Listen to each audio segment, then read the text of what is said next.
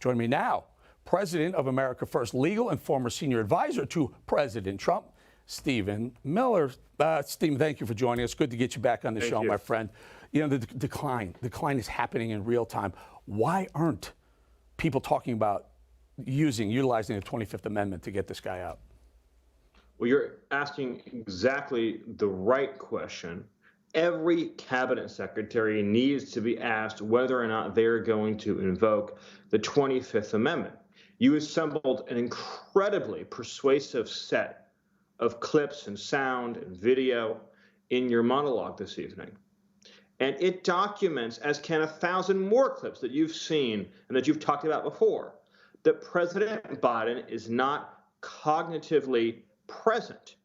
He does not have the mental capacity to serve as the President of the United States of America. If he was in a nursing home, he would be in the assisted living section, not the area where people are in a retirement community who are living their own lives and who are making their own decisions. Maybe they just have a little bit of help when they need it. He would be in the round-the-clock care section for someone who forgets who they are, where they are, what they're doing, who's alive, who's dead, how to take care of themselves. He is completely cognitively diminished and deteriorated. So this is a terrifying situation. And of course, we see the results. We see the results all the time. The world is more violent, more dangerous, more unstable than ever before. Of course, we can talk about Afghanistan, the greatest foreign policy humiliation in American history, without even a close second. We can talk about the fact that this administration is now presiding over the first war in Europe since the Second World War. Obviously, you've had some conflicts, so I should say the first major war in Europe since the Second World War. There's obviously been some conflicts, but the first major war in Europe, and nothing like, for example, what happened in the Balkans or what happened in the Clinton administration. You're talking about something that could lead us to nuclear war. You're talking about something that could lead us to World War III. So Stephen, allow me, I don't mean to cut you off, but that's exactly what the point. Go ahead. The point of that monologue was, okay, we're seeing a man in cognitive decline. Sorry, hate to see something like that, but we are becoming more at risk. I mean, I got to think foreign adversaries have to see that going, he's losing it and no one's stepping in.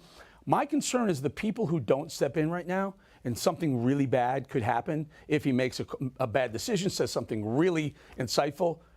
Don't they have blood on their hands too? The people surround the senior advisor. Who are these people? Is it Secretary of State Blinken? Is it Jake Sullivan? Who are these people that should be doing something? But this is a very important point. The people who are covering for Biden are complicit in putting America and the world in unconscionable danger. The reason why I was emphasizing these foreign policy points in particular is because our nation's safety depends upon the faculties of Joe Biden, who, as we know, is completely and totally gone mentally. And so we are in this terrifying situation. And the aides that are covering for him are complicit in whatever horror should befall us in the world. And of course, many already have because of his cognitive decline. I'd also make the very important point that the reason why the White House press secretary, KJP, couldn't just say, when the president kept trying to find the late Congresswoman, the reason why she couldn't just say, Joe Biden was mistaken and he got confused, is because they are in a cover-up operation. See, if they knew Biden was with it, and if everyone knew Biden was with it, it'd be no big thing to say, hey, the man misspoke. He got confused. He forgot she was dead. He didn't realize she was dead. He didn't notice the memorial that they were, the tribute they were doing for her at this very event. But instead, they lied and said that Joe Biden knew she was dead and was just on the top of his mind because they are trying to conceal. They're in concealment mode, trying to hide what's happened to him mentally. And so our adversaries look at this. China looks at this. Iran looks at this. Russia looks at this. All the countries around the world are looking at this, friend and foe, and realizing that America is led by a man who does not know what day of the week it is, what month it is. Everyone watching tonight knows for a fact. If you went up to Joe Biden right now and you said, what is the day of the week, he would not be able to answer. If you asked Joe Biden, what month is it? We all know he couldn't answer. If you said to him, what year is it? We all know he couldn't answer. Everyone knows it.